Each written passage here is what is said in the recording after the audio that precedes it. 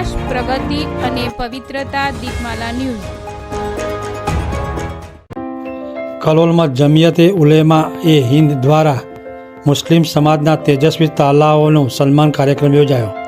Kalol town hall ખાતે જમિયત ઉલેમા એ હિન્દ કલોલ મૌલાના અશરદ મદની દ્વારા તારીખ 16મી નવેમ્બર 2025ના રોજ મુસ્લિમ સમાજના ધોરણ 10 અને ધોરણ 12 સાયન્સ, કોમર્સ અને આર્ટ્સ તેમજ ઉચ્ચ કારકિર્દીએ ઉત્તીર્ણ થયેલ તેજસ્વી તાલાઓને ઇનામ, સર્ટિફિકેટ તેમજ ટ્રોફી આપીને સન્માનિત કરવામાં આવ્યા હતા.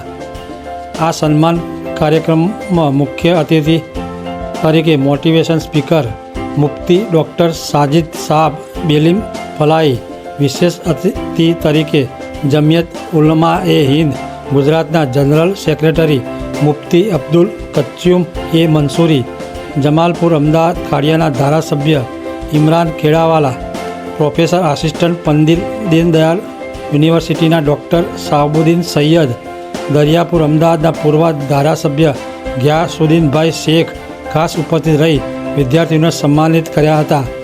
આ સમગ્ર કાર્યક્રમ જમિયત ઉલમા એ હિન્દ કલોલ દ્વારા આયોજિત કરવામાં આવ્યું હતું. દીપમાલા ન્યૂઝ, કલોલ.